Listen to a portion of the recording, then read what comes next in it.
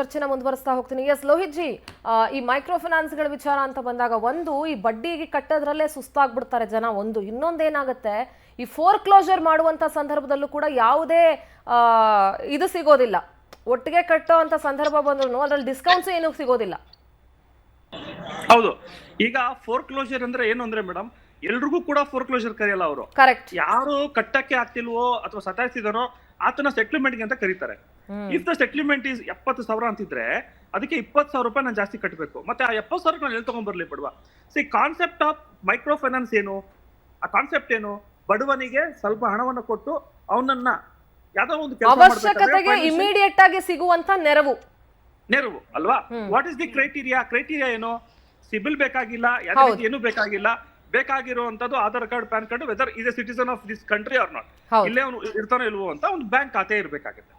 ಅಂದ್ರೆ ನೀವು ಇದನ್ನ ಕೊಡ್ತಿರೋಂತ ಒಂದು ಸೌಲಭ್ಯ ಕೊಡ್ತಾ ಇರೋಂತದ್ದೇ ತಮಗೆ ಅತನಿಗೆ ಸಹಾಯ ಅಂತ ಮಾಡೋದು. ಅಂದ್ರೆ ಇದು ಇನ್ನೊಂದು ಸಹಾಯ ಹೆಂಗ್ ಮಾಡಕ್ಕಾಗತ್ತೆ? One more thing, it is a microfinance, amount ಗೆ ಲಿಮಿಟೇಷನ್ಸ್ ಇಲ್ವಾ ಅಂತ. ಈಗ ನೋಡಿ, ಕೆಲವರು 15 ಲಕ್ಷ, 20 ಲಕ್ಷ, 26 ಲಕ್ಷ, 10 ಲಕ್ಷ ಹಿಂಗೆಲ್ಲ ತಗೊಂಡಿದ್ದಾರೆ. RBI ಗೈಡ್ಲೈನ್ಸ್ ಪ್ರಕಾರ ಮೈಕ್ರೋ ಫೈನಾನ್ಸ್ ಗೆ 5 lakh limitation. Then how it is possible ಅಲ್ವಾ? ಒಂದೇ ಮನೆಯಲ್ಲಿ 3-4 ಜನಕ್ಕೆ ಹಂಚಿರ್ತಾರೆ ಮೇಡಮ್ ದುಡ್ಡನ್ನ. ಈಗ ಏನ್ ಮಾಡ್ತಾರೆ ಅಂದ್ರೆ, ಒಂದು ತಾಲೂಕಿನಲ್ಲಿ ಒಂದು ಬ್ರಾಂಚ್ ನ ಓಪನ್ ಮಾಡ್ತಾರೆ. ಜಸ್ಟ್ ಲೈಕ್ ಯಾವ್ದೋ ಒಂದು ಗೋಲ್ಡ್ ಪ್ಲೆಡ್ಜ್ ಮಾಡುವಂತ ವಿಂಗ್ ಅನ್ಕೊಳ್ಳಿ, ಯಾವ್ದೋ ಒಂದು ಕಂಪ್ನಿ, ಪ್ರತಿಷ್ಠಿತ ಕಂಪ್ನಿಗಳು ಆ ರೀತಿಯಾಗಿ ಒಂದು ಬ್ಯಾಂಕ್ ನ ಮಾಡ್ಕೊಂತಾರೆ. ಆ ಬ್ಯಾಂಕ್ ಅಲ್ಲಿ ಅವರು ಒಂದು 5 ಕೋಟಿ 6 ಕೋಟಿ ಆ ತಾಲೂಕಿಗೆ ಕೊಡ್ತಾರೆ, ಸ್ಯಾಂಕ್ಷನ್ ಕೊಡ್ತಾರೆ. ಆಮೇಲೆ ಇನ್ನೊಂದು, ಅನಧಿಕೃತ ಫಿನಾನ್ಸ್ ಗಳನ್ನ ಇವರು ಲೀಗಲಿ ಯಾವ್ದು ಫಿನಾನ್ಸ್ ಗಳಿಲ್ಲ, ಇಲ್ಲಿಗಲ್ ಆಗಿದಾವೆ, ಅದನ್ನ ಕ್ಯಾನ್ಸಲ್ ಮಾಡುವಂತ ಇದನ್ನು ಮಾಡ್ಬೇಕಾಗುತ್ತೆ, ಅದನ್ನ ಮುಚ್ಸುವಂತ ಕೆಲಸನೂ ಮಾಡ್ಬೇಕಾಗುತ್ತೆ. ಅಯ್ಯೋ, ಅನಧಿಕೃತವಾಗಿ ನಡೀತಿರುವಂತದ್ದೇ ಜಾಸ್ತಿ ಫೈನಾನ್ಸ್ಗಳು ಇವತ್ತು. ಯಾರು ದುಡ್ಡು ಅಂದ್ರೆ ಬಹಳ ಜನರ ಬ್ಲಾಕ್ ಮನಿ ಇವಾಗ ಫಿನಾನ್ಸ್ ಲೆಕ್ಕದಲ್ಲಿ ಬಂದಿದೆ ಅಂತ ಹೇಳ್ತಾರೆ. ಬ್ಲಾಕ್ ಮನಿ ಆಫ್ ತುಂಬಾ ರಿಚೆಸ್ಟ್ ಪರ್ಸನ್ಸ್ ಗಳದು ಅದೇ ಮೈಕ್ರೋ ಫೈನಾನ್ಸ್ ಅಲ್ಲಿ ಇರುವಂತ ದುಡ್ಡು, ಬೇರೆ ಯಾರ್ದು ಅಲ್ಲ. ಅದನ್ನ ಬಡ್ಡಿ ಸಮೇತ ಅವರು ವೈಟ್ ಮಾಡ್ಕೊಂತಿದ್ದಾರೆ. ಇವೆಲ್ಲವೂ ಕೂಡ ಸರ್ಕಾರಕ್ಕೆ ಗೊತ್ತಿಲ್ದಿರೋದಿಲ್ಲ ಮೇಡಮ್. ನಮ್ಗೂ ನಿಮ್ಗೆ ಗೊತ್ತಿದೆ ಅಂದ್ರೆ ಸರ್ಕಾರಕ್ಕೆ ಗೊತ್ತಿಲ್ವಾ? ಗೊತ್ತಿದೆ.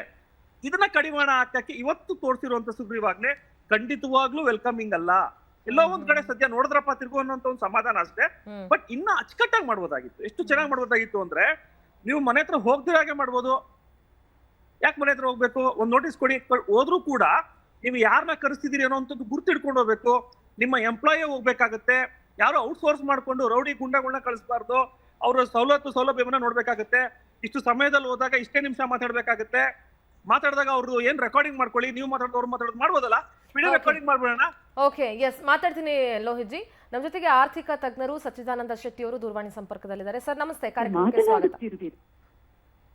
ಸರ್ ನಮಸ್ಕಾರ. ಓಕೆ, ಕಾಲ್ ಡಿಸ್ಕನೆಕ್ಟ್ ಆಗಿದೆ. ಎಸ್ ಲೋಹಿತ್ ಜಿ, ಎಸ್ ನೀವು ಮಾತನಾಡ್ತಾ ಇದ್ರಿ. ಹೌದು, ಆ ರೀತಿ ಅಂದ್ರೆ ಸುಗ್ರೀವಾಜ್ಞೆಯನ್ನ ಹೊರಡಿಸುವಾಗ, ಅಂದ್ರೆ ರೂಲ್ಸ್ ಗಳನ್ನ ಮಾಡುವಾಗ ಇನ್ನೊಂದಷ್ಟು ಅನುಕೂಲ ಆಗುವಂತಹ ರೀತಿಯಲ್ಲಿ ಮಾಡಬಹುದಾಗಿತ್ತು. S, definitely. ಈಗ ತಾವು ಮಾತಾಡಿದಿರೋ ಇಲ್ವೋ ಅನ್ನೋದು ಗೊತ್ತಿಲ್ಲ. ನಮ್ಮ ಮನೆ ಹತ್ರ ಬಂದು ಗಲಾಟೆ ಮಾಡಿದ್ರು ಅಂತ ಗೊತ್ತಿಲ್ಲ.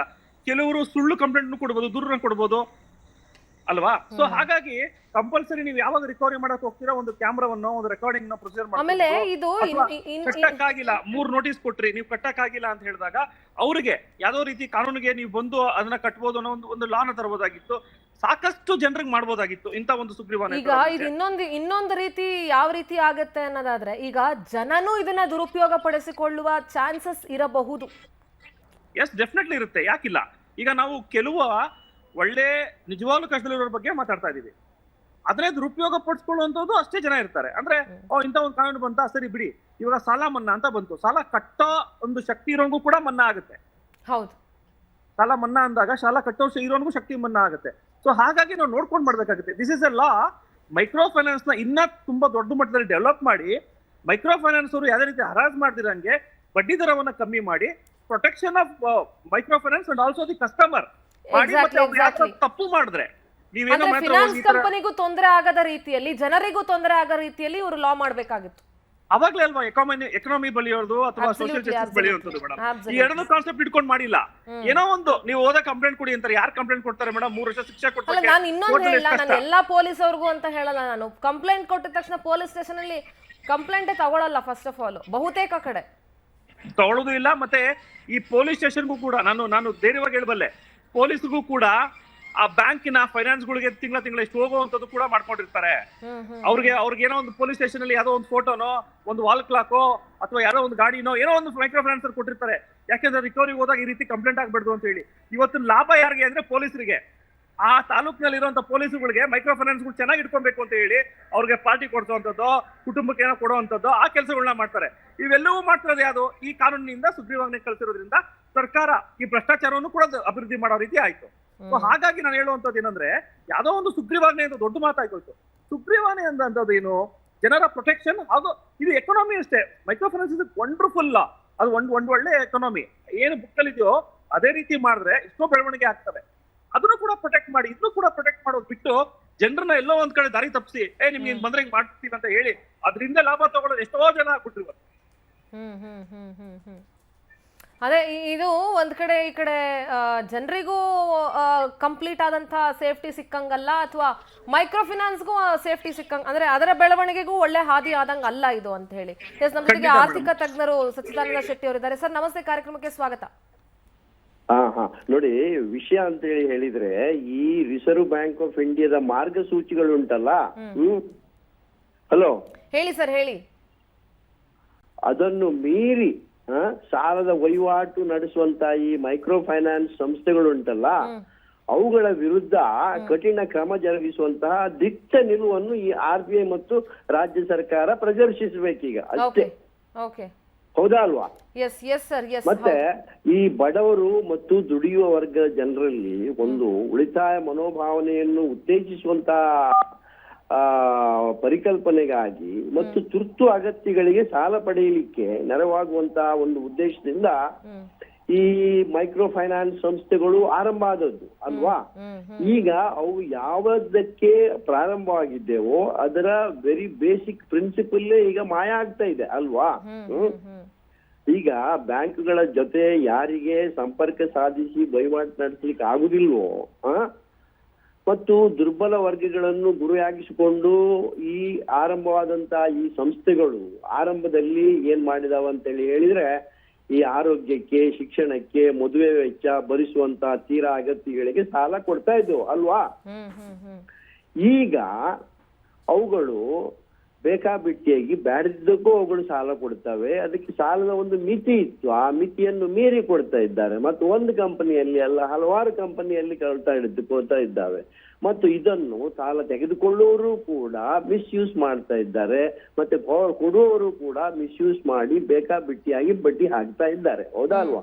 ಅದು ಆದ್ರಿಂದಾಗಿ ಈಗ ರಾಜ್ಯದಲ್ಲಿ ಉಂಟಲ್ಲ 1.09 ಕೋಟಿ ಖಾತೆಗಳ ಮೂಲಕ ಈಗ ಈ ಮೈಕ್ರೋ ಫೈನಾನ್ಸ್ ಸಂಸ್ಥೆಗಳ ವಹಿವಾಟಿನಲ್ಲಿ ಸ್ವರೂಪ ಬದಲಾಗಿದೆ. ಅದು ಯಾವ ರೀತಿಯಲ್ಲಿ ಫಂಕ್ಷನ್ ಮಾಡಬೇಕಿತ್ತು ಆ ರೀತಿಯಲ್ಲಿ ಈಗ ಅದು ಫಂಕ್ಷನ್ ಮಾಡ್ತಾ ಇಲ್ಲ. ಆಯ್ತಾ? ಅದು ಈಗ ಮೈಕ್ರೋ ಫೈನಾನ್ಸ್ ಸಂಸ್ಥೆಗಳು ವಹಿವಾಟಿನ ಸ್ವರೂಪ ಉಂಟಲ್ಲ, ಈಗ ಹೆಚ್ಚು ಕಡಿಮೆ ಒಂದು 60,000 ಕೋಟಿ ಮೊತ್ತವನ್ನು 31 ನೋಂದಾಯಿತ ಮೈಕ್ರೋ ಫೈನಾನ್ಸ್ ಕಂಪನಿಗಳು ನೀಡಿವೆ. ಆಯ್ತಾ? ಹಲೋ, ಹೇಳಿ ಸರ್, ಹೇಳಿ, ಕೇಳಿಸ್ತಾ ಇದೆ. ನೀಡಿವೆ. ಮತ್ತು ಇನ್ನೂ ಹಲವಾರು ಕಂಪನಿಗಳು ರಾಜ್ಯದಲ್ಲಿ ಹಣಕಾಸು ವಹಿವಾಟು ನಡೆಸ್ತಿರುವಂತ ಸಾಧ್ಯತೆ, ಅದನ್ನೆಲ್ಲ ನಮ್ಗೆ ಈಗ ಅಲ್ಲಗಳೆಯಲಿಕ್ಕೆ ಆಗುದಿಲ್ಲ. ಈ ಸಾಲಗಾರರು ಎಂತ ಮಾಡ್ತಾರೆ ಅಂದ್ರೆ, ಮರುಪಾವತಿಯ ಸಾಮರ್ಥ್ಯವನ್ನು ಕಡೆಗಣಿಸಿ ಈ ಸಾಲಗಾರರು ಅವರಿಗೆ ಮರುಪಾವತಿ ಮಾಡ್ಲಿಕ್ಕೆ ಸಾಧ್ಯ ಉಂಟಾ ಇಲ್ವಾ ಅನ್ನುವಂತಹದ್ದು ಕಡೆಗಣಿಸಿ ಒಂದಕ್ಕಿಂತ ಹೆಚ್ಚು ಬಾರಿ ಸಾಲ ಅವರು ನೀಡಲಾಗ್ತದೆ ಅವರಿಗೆ. ಅವ್ರು ತಗೊಳ್ತಾರೆ. ಸಾಲ ತಗೊಳ್ಳುವಾಗ ಅವರಿಗೆ ಗೊತ್ತಾಗುದಿಲ್ಲ ತಮ್ಗೆ ಅದನ್ನು ವಾಪಸ್ ಕಟ್ಟುವಂತಹ ಒಂದು ಶಕ್ತಿ ಇದೆಯಾ ಇಲ್ವಾ ಅಂತ. ಆಯ್ತಾ? ಈಗ ಸದ್ಯ ಇರುವಂತಹ ಕಾನೂನುಗಳ ಪ್ರಕಾರ ಭಾರತೀಯ reserve bank of India RBI ಆತರ ಮೈಕ್ರೋ ಫೈನಾನ್ಸ್ ಸಂಸ್ಥೆಗಳ ಮೇಲೆ ನೇರ ನಿಯಂತ್ರಣ ಹೊಂದಿದೆ. ಕೇಳ್ತದಲ್ಲ? ಕೇಳಿಸ್ತಿದೆ ಸರ್, ಕೇಳಿಸ್ತಿದೆ. ಬಹಳ RBI ಮಾರ್ಗಸೂಚಿಯ ಪ್ರಕಾರ ಈ ಸಂಸ್ಥೆಗಳು ಒಬ್ಬ ವ್ಯಕ್ತಿಗೆ 2 ಲಕ್ಷಕ್ಕಿಂತ ಹೆಚ್ಚು ಸಾಲ ನೀಡುವಂತಿಲ್ಲ. ಈಗ ಅದು ಆ 2 ಲಕ್ಷವನ್ನು ಮೀರಿ ಅದೆಷ್ಟೋ ಹೆಚ್ಚಿಗೆ ಸಾಲಗಳನ್ನು ನೀಡಿದ್ದಾರೆ. ಆಯ್ತಾ?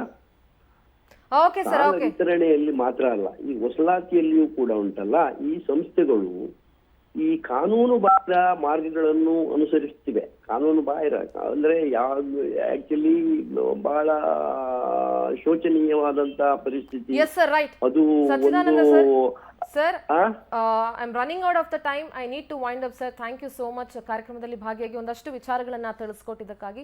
ಥ್ಯಾಂಕ್ ಯು ಸರ್ ನಿಮ್ಗೂ. And Lohit ji, thank you so much ಕಾರ್ಯಕ್ರಮದಲ್ಲಿ ಭಾಗಿಯಾಗಿದ್ದಕ್ಕೆ. ಎಸ್, ಒಂದು ಅಪ್ಡೇಟ್ ಬ್ರೇಕಿಂಗ್ ಇದೆ, ಬ್ರೇಕಿಂಗ್ ನೋಡ್ಕೊಂಡು ಬರೋಣ. ಕಿರಿಕ್ ಮಾಡಿದ್ರೆ ಫೈನಾನ್ಸ್ ಮೇಲೂ ಕೂಡ ಕ್ರಮ ತೆಗೆದುಕೊಳ್ಳಲಾಗುತ್ತೆ. ಸಾಕಷ್ಟು ವಿಚಾರಗಳನ್ನ ಹೈಕೋರ್ಟ್ ವಕೀಲರು ಲೋಹಿತ್ ಕೂಡ ಹೇಳಿದ್ರು. ಸಿಎಂ ನೇತೃತ್ವದಲ್ಲಿ ಮೈಕ್ರೋ ಫೈನಾನ್ಸ್ ಸಭೆ ನಡೀತಲ್ಲ, ಅದು ಅಪೂರ್ಣ ಆಗಿದೆ. ಕಾನೂನು ತೊಡಕು, ಆರ್ಬಿಐ ನಿಯಮ, ತಾಂತ್ರಿಕ ಅಂಶಗಳ ಬಗ್ಗೆ ಇನ್ನೂ ಚರ್ಚೆ ಆಗಬೇಕಾಗಿದೆ ಬಹಳಷ್ಟು. ಹಿರಿಯ ಅಧಿಕಾರಿಗಳ ಸಮಿತಿ ರಚನೆಗೆ ಈಗ ಸರ್ಕಾರ ಮುಂದಾಗಿದೆ. ಇದೆಲ್ಲದರ ಬಗ್ಗೆ ಸವಿಸ್ತಾರವಾಗಿ ಚರ್ಚೆ ಮಾಡಲಿಕ್ಕೆ ಕಾನೂನಿನ ಸಾಧಕ ಬಾಧಕವನ್ನ ಚರ್ಚಿಸಿ ವರದಿ ಕೊಡಿ ಅಂತ ಸಿಎಂ ಸೂಚನೆ ಕೊಟ್ಟಿದ್ದಾರೆ. ಅದಾದ ನಂತರವೇ ಸುಗ್ರೀವಾಜ್ಞೆ ಜಾರಿ ಮಾಡೋದಕ್ಕೆ ಸಿಎಂ ನಿರ್ಧಾರ ಮಾಡಿದ್ದಾರೆ. ಏಕಾಏಕಿ ಸುಗ್ರೀವಾಜ್ಞೆಯನ್ನ ಜಾರಿ ಮಾಡೋದಕ್ಕಾಗಲ್ಲ. ಆರ್ಬಿಐ ನಿಯಮಗಳೇನಿದೆ, ಏನು ಎತ್ತ, ಅದೆಲ್ಲವನ್ನ ಕೂಡ ಕಂಪ್ಲೀಟ್ ಆಗಿ ಕೊಡಿ, ವರದಿ ಕೊಡಿ. ವರದಿ ನೋಡಿದ ನಂತರ ಸುಗ್ರೀವಾಜ್ಞೆಯನ್ನ ನಾವು ಹೊರಡಿಸಬಹುದು. ಅಲ್ಲಿಯವರೆಗೂ ಕೂಡ ಸುಗ್ರೀವಾಜ್ಞೆ ಹೊರಡಿಸೋದಕ್ಕೆ ಆಗಲ್ಲ ಅಂತ ಮುಖ್ಯಮಂತ್ರಿಗಳು ಬಹಳ ಸ್ಪಷ್ಟವಾಗಿ ಹೇಳಿದ್ದಾರೆ. ನೋಡೋಣ ಸರ್ಕಾರ ಯಾವ ನಿಟ್ಟಿನಲ್ಲಿ ಇದನ್ನ ಬಹಳ ಗಂಭೀರವಾಗಿ ತೆಗೆದುಕೊಂಡು ಸುಗ್ರೀವಾಜ್ಞೆಯನ್ನ ಯಾವಾಗ ಜಾರಿ ಮಾಡ್ತಾರೆ, ಅಧಿಕಾರಿಗಳ ತಂಡ ಯಾವಾಗ ಇದ್ರ ಬಗ್ಗೆ ವರದಿಯನ್ನ ಕೊಡುತ್ತೆ ಅಂತ ಹೇಳಿ.